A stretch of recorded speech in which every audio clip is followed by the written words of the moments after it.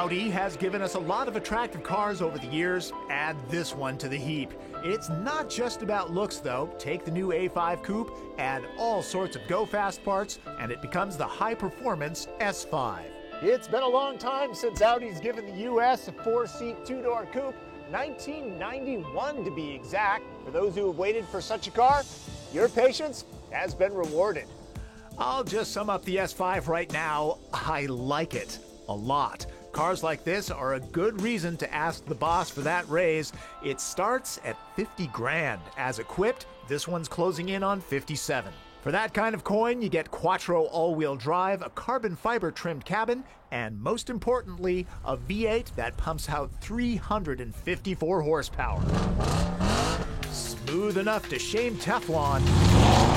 It powers the S5 in dramatic fashion. 0 to 60 comes up in just under 5 seconds. There's no shortage of oomph here, but as expected, it quaffs a gallon of required premium fuel every 14 miles while in my hands. A performance-tuned suspension makes easy work of tight corners. A quick note, stop the video here. Audi's new LED running lights look nasty in a good sort of way. All right, go ahead. The body structure is bank vault rigid, chassis dynamics solid as the Deutschmark. Still, the high-performance S5 manages to remain comfortable and quiet enough to be a daily driver. As attractive as the exterior is, this is what owners see the most of. With high-quality materials and distinctive design, they should be very happy. Keep the transponder in your pocket or purse. The S5 has my favorite feature, keyless ignition. Those up front get airbags for their knees. The adjustable, supportive, and deeply bolstered seats keep everyone in place during hard cornering. A design touch I really like is the sunroof. While a larger opening would be welcome, the design that's flush with the roof is a very nice touch. Audi's user interface, called MMI, is fine, but it takes some time to learn and isn't always consistent. Here's an example. The 4 buttons on the console here correspond to the 4 corners on the display. Then you scroll and select with the knob. But let's say call up the heated seats menu and that knob doesn't do anything. Who would figure you have to turn the climate control knob to warm your buns? Two-door coupes often shortchange rear passengers. I'm an average-sized guy at 5'9", and I fit just fine. Wisely, Audi limits the seatbelt count to 2 back here.